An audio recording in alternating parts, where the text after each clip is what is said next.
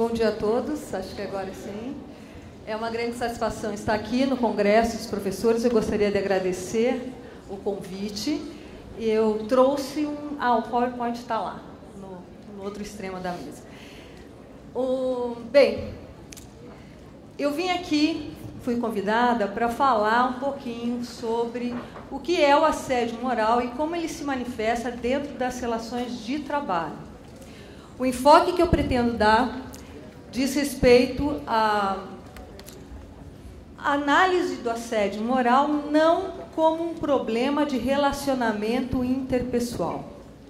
O assédio moral no ambiente de trabalho, ele se manifesta como um problema da própria organização. Muitas vezes o assédio moral ele se manifesta como um instrumento de engajamento subjetivo dos trabalhadores, como um instrumento de manipulação dos trabalhadores, para que eles não sejam tão reivindicativos, para que eles se submetam às normas da organização e para que eles estejam em conformidade com o status quo, de modo geral. Pois bem, então a primeira análise que eu gostaria de trazer aqui são duas perguntas que se fazem com muita frequência em relação ao assédio moral. Qual é a diferença de assédio moral e conflito entre duas pessoas? Qual é a diferença do assédio moral e uma ordem regular dentro de um ambiente de trabalho? O assédio moral, ele começou a ser estudado já na década de 60. Embora nós conheçamos esse nome, assédio moral, há pouco tempo, desde 1960, quem começou esse estudo foi um médico sueco. Ele começou a análise do assédio moral na relação de alunos em colégio. Então, quando os alunos eles criavam uma situação diante de uma situação de conflito, eles se uniam para perseguir determinada vítima. Então, aí começou o estudo do assédio moral. Esse médico sueco identificou essa prática como mobbing, como um comportamento de matilha, de grupo em perseguição. Em 1980, um médico alemão, o Lehmann, ele trouxe a análise dessa mesma situação para os adultos, dentro do ambiente de trabalho. E qual não foi a surpresa dele em constatar que essa prática se repetia entre os adultos. Por que isso acontece? Bem, acontece porque nós temos já de longa data a utilização de algumas ferramentas de disciplina dos seres humanos, entre as quais se inclui o castigo. Se vocês pegarem os estudos, e eu vou chamar de vocês, fica mais informal, se vocês me permitirem. Se vocês pegarem os estudos de Foucault, quanto à sociedade disciplinar, ele vai trazer o resgate de espaços, de estabelecimentos disciplinares, desde 1700, e inclusive colégios, onde se utilizavam alguns mecanismos básicos para o disciplinamento dos corpos e mentes. Quais eram esses mecanismos? A vigilância, o castigo e o exame. Então, todas as pessoas submetidas àquele estabelecimento disciplinar, elas estavam submetidas a uma vigilância constante. Com isso, se modificava até a arquitetura dos espaços para permitir essa vigilância constante. Essa vigilância foi constatada em colégios, em quartéis, em hospitais e em empresas. Então, todo e qualquer espaço que tenha uma organização coletiva, que precisa e tem por objetivo o disciplinamento e também a transmissão de um saber, de um conhecimento, ele acabava se utilizando de algumas ferramentas. A vigilância, foi a primeira ferramenta que se constatou de imediato.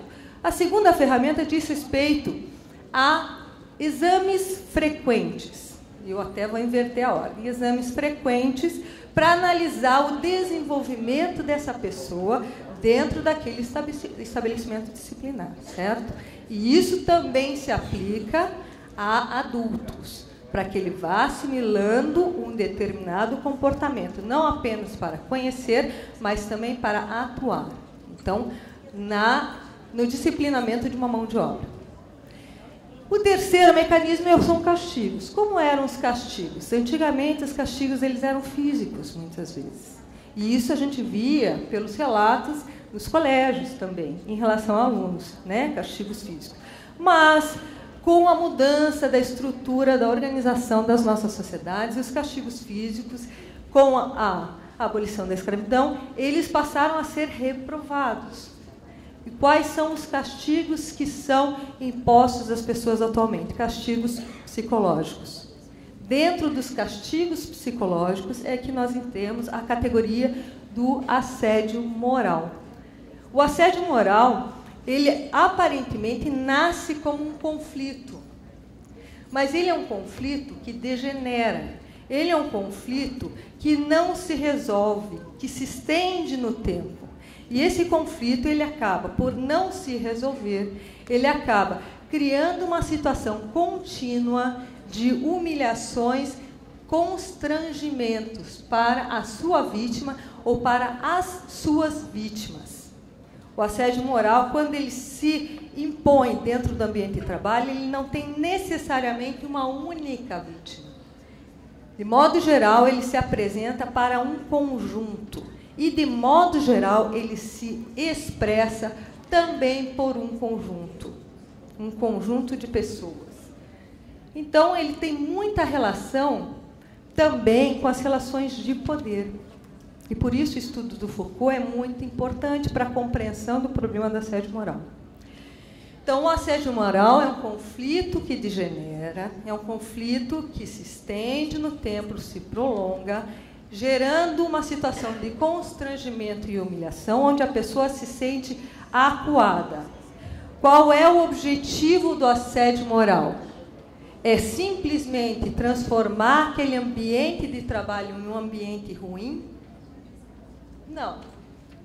O objetivo é fazer com que qualquer pessoa que se insurja quanto àquela prática, aquela forma como as coisas são, como elas estão postas dentro daquela organização, qualquer pessoa que se insurja, ela acaba tendo a sua voz calada, abafada, desqualificada.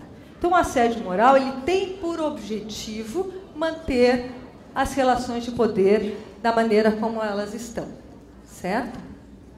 Qual a diferença entre assédio moral e ordem regular dentro de um ambiente de trabalho? A diferença está que, claro, quando a gente pensa numa relação de trabalho, a gente pensa numa relação de trabalho subordinada. Por mais que se pense, se queira democratizar as relações de trabalho dentro de uma empresa, trazer o sindicato, trazer representantes de pessoal dentro de uma empresa, sempre, pela nossa estrutura atual, as relações de trabalho, elas significam que o trabalhador ele está subordinado à direção, seja essa direção colegiada ou única. Ele está subordinado porque é um grupo, é uma organização coletiva que tem um determinado fim. Então, ele precisa ter uma ordem, ele precisa ter um direcionamento, por isso que precisa ter essa relação de subordinação. Mas, como que nós detectamos se uma ordem ela é regular ou se uma ordem é abusiva? Primeira coisa, essa ordem tem que estar inserida dentro de um contrato de trabalho. A ordem tem que dizer respeito à atividade para a qual você foi efetivamente contratado. Por exemplo, o professor que foi contratado não pode receber uma ordem para ficar na portaria. São funções absolutamente diferentes, certo? Então, essa ordem não é uma ordem legítima. E ela pode até ser inserida dentro de um contexto de assédio moral. Então, ordens dentro do ambiente de trabalho não significa assédio moral.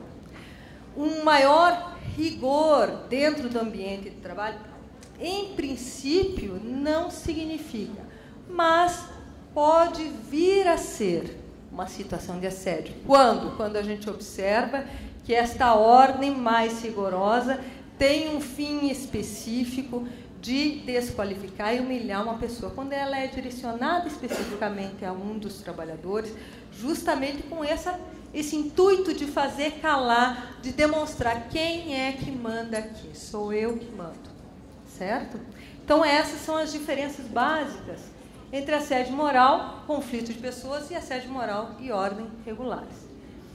Trago aqui o conceito da professora Marie-Francine Goyan, onde ela traz esses aspectos que eu já falei aqui. O que é o assédio moral?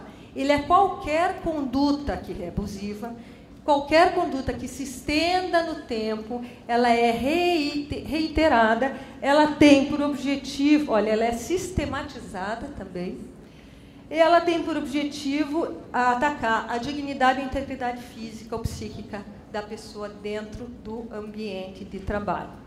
Então, é qualquer conduta. O assédio moral e a prática do assédio moral, que é bastante interessante, é que ele não tem um padrão de conduta necessariamente. É qualquer conduta que pretenda o isolamento daquela vítima, a desqualificação daquela vítima, uma situação em que ela se sinta acuada, sitiada, sem alternativa de saída. Qualquer conduta. Teve um advogado francês tentou fazer o levantamento do número de condutas que caracterizariam o assédio moral e chegou a mais de 40 condutas. Então, e hoje, com as novas tecnologias, isso se multiplica. É qualquer conduta que a gente observe esse intuito de constrangimento. Os critérios para a definição do assédio moral dentro da doutrina são 5. Então, primeiro seriam as espécies das condutas abusivas. Como eu já disse, não tem como a gente estabelecer esse critério, porque essas condutas elas são variadas. Elas podem ser desde ignorar a pessoa, até gritar com a pessoa, retirar o equipamento de trabalho daquela pessoa. Por exemplo, no caso de um professor, estou imaginando uma situação, ele ter o número de as suas aulas definidas num período de manhã e à tarde, de maneira que a vida pessoal dele fique muito complicada. Então, várias situações podem vir a configurar o assédio moral. Então, por exemplo, um professor que tem maior dificuldade em conseguir o afastamento para se capacitar. Se você começa a observar esse tipo de comportamento com uma finalidade específica, de desqualificar aquela pessoa, a gente identifica isso com um assédio moral organizacional. Periodicidade e durabilidade do ato faltoso. O assédio moral ele não se configura quando é a prática de um único ato. Pelo menos aqui dentro, no Brasil, e boa parte da doutrina internacional exige que essa prática ela se estenda no tempo e ela se repita. Então, um único ato seria insuficiente. Pode ser um desrespeito, pode ser um ato grave, mas ele é insuficiente para a configuração do assédio moral organizacional. A finalidade do assédio, eu já lhes disse. A finalidade dele é fazer com que aquele trabalhador, ele consinta, ele esteja em conformidade com as regras da organização. Então, por exemplo, nós temos vários relatos de empresas que não querem ter mulheres nos cargos de direção. Uma mulher, à medida que ela vai galgando postos dentro da empresa, chega a um determinado momento, ela tem um teto de vidro. Então, o que acontece com essa mulher que almeja chegar a um cargo de direção? Ela passa a ser desqualificada, ela às vezes passa a receber pequenos apelidos, se passa a exigir dela um comportamento, por exemplo, que ela tenha que viajar muito mais, inviabilizando a sua vida familiar. Todo e qualquer mecanismo que gere essa dificuldade, ele pode servir à prática do assédio moral. Como é que a gente identifica quando essa prática ela é apenas um abuso pontual e quando é o assédio moral? Sempre para análise do assédio moral dentro das organizações, a gente tem que ver o contexto mais geral. O que foi que aconteceu dentro dessa organização? Mudou a direção? A pessoa que está ali, ela é inimiga do antigo diretor, digamos assim, e eu era muito próxima, por isso passei a ser perseguida. O que é que acontece? Eu gostaria de ter uma linha de trabalho e nesse colégio, nessa escola, essa linha ela não é aceita, tem que ser uma outra linha de trabalho. Você tem que sempre analisar o contexto para conseguir identificar essa situação de constrangimento e essa situação de humilhação. Essa situação, a perseguição, como eu falei, se o assédio moral ele veio para substituir os castigos físicos por castigos psicológicos, claro que ele tem, de modo geral, uma repercussão na saúde do trabalhador. Então, o trabalhador, já por vários estudos, quando o assédio moral ele se agrava, o trabalhador ele tem uma série de problemas. Esses problemas podem ser físicos ou psicológicos. Uma das síndromes, eu acredito que a Ana Magnoli vai falar sobre isso, mas o que nós constatamos muitas vezes é síndrome do pânico em relação aos trabalhadores, depressão, ansiedade, problemas cardíacos, problemas de alergia. Todo esse conjunto de fatores, eles acabam aparecendo em boa parte das vítimas do assédio moral, que podem ser, as vítimas podem ser as pessoas que são perseguidas, digamos assim, como podem ser também pessoas que testemunham a perseguição. Por isso que o assédio moral, dificilmente ele se restringe a uma pessoa. Ele acaba contaminando todo o ambiente de trabalho. Então, uma pessoa que testemunha também pode vir a desenvolver um problema psíquico ou um problema físico. E o perfil das partes do agressor. Se eu estou lhes dizendo que o assédio moral, ele vem como um desdobramento de um dos mecanismos da sociedade disciplinar desde 1700, e eu digo para vocês que o assédio moral ele tem por objetivo o disciplinamento, até mesmo a transmissão de saber, conhecimento, como era visto antigamente, eu posso afirmar com muita tranquilidade que não tem nenhum perfil de vítima e nenhum perfil de agressor. Qualquer pessoa pode vir a ser vítima do assédio moral. Basta estar na hora errada e no lugar errado. Não é? Qualquer pessoa pode ser vítima do assédio moral, mesmo porque, em algumas situações, o assédio moral perpetrado em relação a uma determinada vítima, ela tem por objetivo apaziguar os ânimos entre dois grupos que estão em conflitos, que seria o integrador negativo, que a Irigoyen fala. Então, não tem um perfil de vítima. Não adianta nós tentarmos e até mesmo afirmarmos que há maior possibilidade de ser vítima do assédio moral para as mulheres, ou para os deficientes, ou para os gays, ou qualquer coisa no gênero.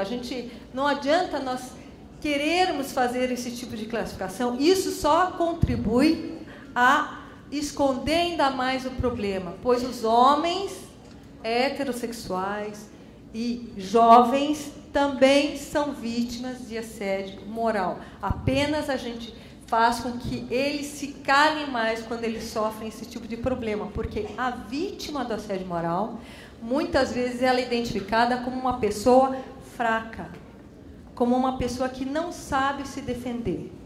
E isso não tem nenhum tipo de relação. O assédio moral, ele se aplica, sempre se aplicou para disciplinamento e nessas lutas das relações de poder. Então, ela não diz respeito à força, à coragem ou não da sua vítima. Ela pode ser simplesmente a pessoa errada na hora errada.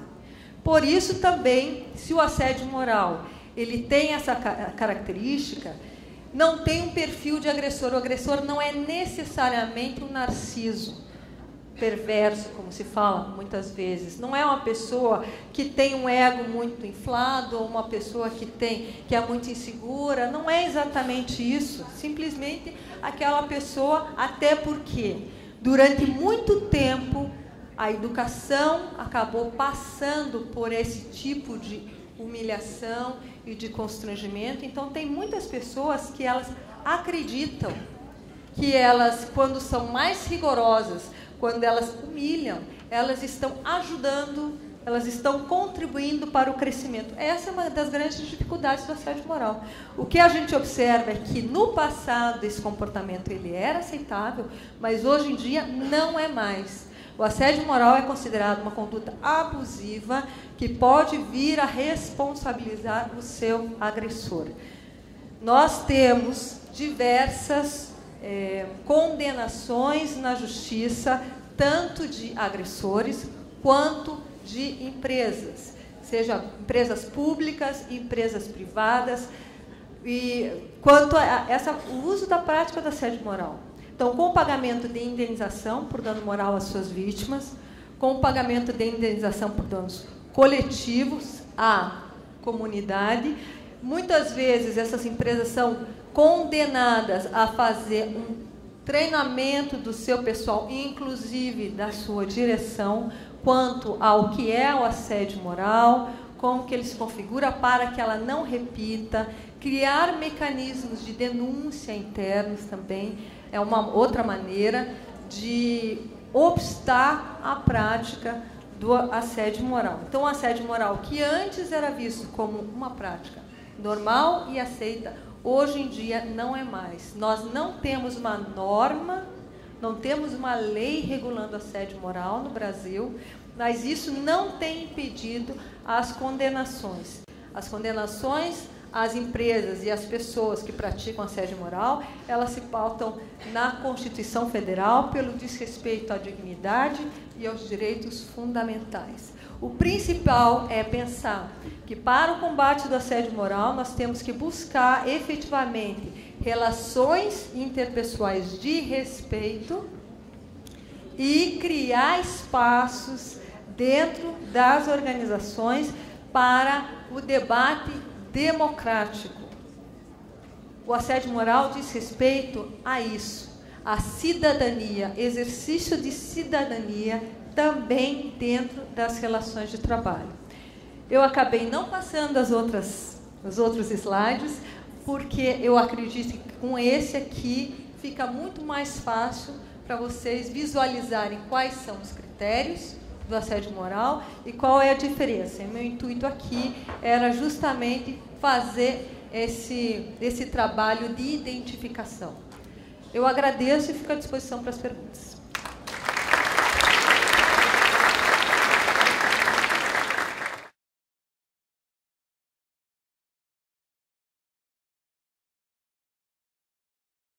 Assédio moral diz